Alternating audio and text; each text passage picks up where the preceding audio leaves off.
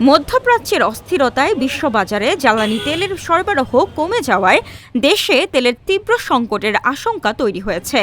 উদ্ভূত পরিস্থিতিতে সাধারণ মানুষের মধ্যে আতঙ্ক ছড়িয়ে পড়ায় ফিলিং স্টেশনগুলোতে উপচে পড়া ভিড় লক্ষ্য করা যাচ্ছে। এই সংকট ও অতিরিক্ত চাহিদা মোকাবেলায় জ্বালানি তেল সরবরাহের উপর নির্দিষ্ট সীমা নির্ধারণ করে দিয়েছে বাংলাদেশ পেট্রোলিয়াম কর্পোরেশন।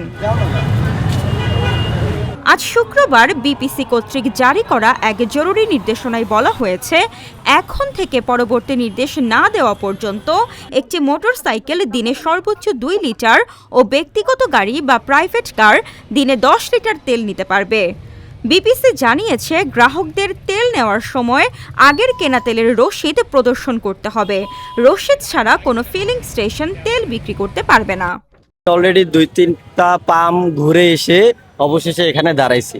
এখানে মিনিমাম আধা ঘন্টার উপরে অলরেডি দাঁড়ানো, আরো যে সামনে কত দাঁড়াতে হবে বলতে পারতেছি না। এই পরিস্থিতির ক্ষেত্রে মানুষের যে মনে যে একটা আতঙ্ক তৈরি হয়েছে, সেই পরিপ্রেক্ষিতে আমার মনে হচ্ছে যে এইরকম একটা পরিস্থিতির সৃষ্টি হয়েছে, কিন্তু মূলত আমার মনে হচ্ছে না এই পরিস্থিতি হওয়ার কথা ছিল না।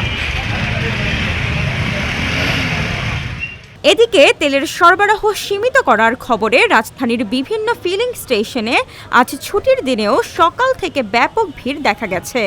এমনকি ফিলিং স্টেশনে মোটরসাইকেল চালকদের মধ্যে হাতাহাতির ঘটনাও ঘটেছে। অন্যদিকে ঢাকার মতোই দেশের বিভিন্ন স্থানে ফিলিং স্টেশন ও পাম্পে ভিড় করতে দেখা গেছে গ্রাহকদের। গাইবান্ধায় জ্বালানি তেলের সংকট, ফিলিং স্টেশনগুলোতে উপচে পড়া ভিড় দেখা যায়। তবে তেলের সংকট না থাকলেও ঝিনাইদহে তেলের পাম্পে ভিড় করতে দেখা গেছে গ্রাহকদের। ইরানে যুক্তরাষ্ট্র ও ইসরায়েলের হামলা চলছে গত 28 ফেব্রুয়ারি থেকে। ইরানও পাল্টা হামলা চালিয়ে যাচ্ছে। মধ্যপ্রাচ্যের বিভিন্ন দেশে ছড়িয়ে পড়েছে যুদ্ধ। ইরান হরমুজ প্রণালী বন্ধ করে দেওয়ায় জ্বালানি তেল নিয়ে সংকটের আশঙ্কা রয়েছে। জ্বালানি ও খনিজ সম্পদ বিভাগ বলছে, জ্বালানি পরিস্থিতি নিয়ে আতঙ্কিত হওয়ার কিছু নেই। দেশে জ্বালানি তেলের মজুদ ফুরিয়ে যায়নি। ডেস্ক রিপোর্ট, আজকের পত্রিকা।